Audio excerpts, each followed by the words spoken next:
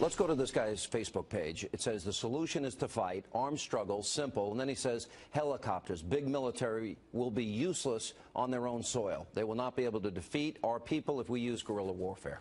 So this sounds like terror. A man launches an attack with a hatchet. Members of certain media scream immediately it has to have a terrorist connection. This before any real investigation into the facts. Then again, the fact it might just be a whack job seeking publicity doesn't sell as well in the world of hyperbolic reporting. Now does it? This and much more from the world of convoluted media as we welcome back the veteran TV columnist for Mediaite, man about town, and of course now showing his colors for the American League champions in the World Series. Very nicely done, Royals boy. Joe Concha joins us. Are you, now wait a minute, before we launch into this, are you a lifelong Royals fan or are you just bandwagon jumping? I am somewhat of a bandwagon jumper. I'm a Cubs fan, the only one that lives in New Jersey that actually roots for the Cubbies, but I always kind of had a thing for the Royals. Going back to George Brett and Willie Wilson and that great '85 team and that wonderful World Series. So I've had this hat for a long time. Haven't worn it all that much. So in the spirit of the World Series this evening, Ed, I wear it for your audience. So in other words, as a Cubs fan, then you wear a different hat every year, not a Chicago Cubs cap. Yeah, because the Cubs haven't won a World Series since '08, and the Royals won once in their existence and haven't been to the playoffs in 29 years. So clearly, I love winners, Ed. That a boy. We like that, as a matter of fact, and I've always been one who says there's nothing wrong with bandwagon jumping. It certainly is an American tradition. Just go to any presidential election and you can start there as well. Let's get down to the hatchet attack in New York City here. This morning I turned my television before I came in to a certain cable network that loves hyperbole, and I saw one of the talkers sitting on the couch saying, undoubtedly, this has got to have a terrorist connection. My first words were out of my mouth were, really? Obviously? Because, again, this is just, and as I go to a website right now, I'm looking at Google, and the first thing I see, apparent Muslim suspect. It simply is just this wonderful knee-jerk reaction, but is it all just about ratings, or is it all just about basically getting hits? What is it? Why do we have to go there?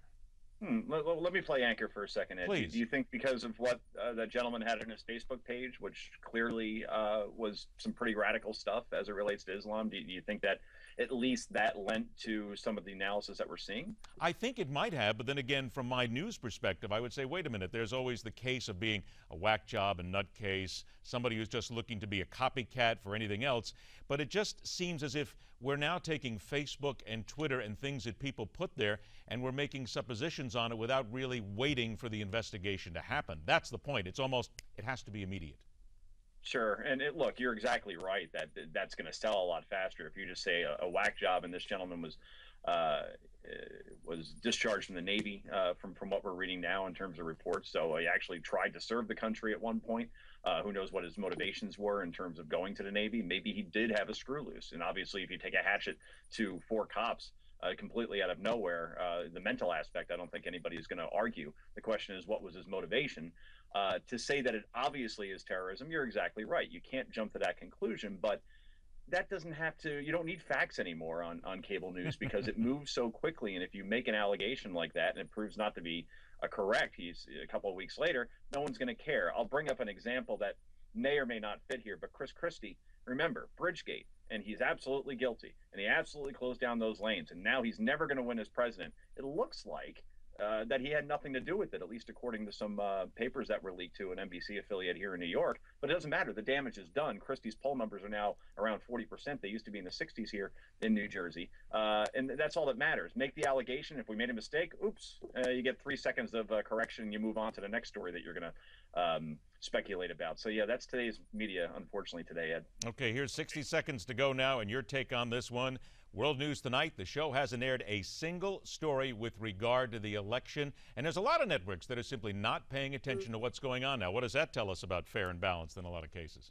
Amazing. I was just looking down at my notes. In 2006, 159 campaign stories about how President Bush, how unpopular he was, and how they were going to lose the House in that wave election in 2006. You go ahead 8 years later, a paltry 25 stories. 159, 25, same exact scenario, a party in jeopardy of losing a chamber, and it's complete media bias. There's no other way you can put that. You can't somehow justify 159 on the same exact story in 25, 8 years later. Clearly, they're trying to bury the story. It's going to be a bad year for Democrats, and ABC and other media outlets don't want you to hear about it, Ed.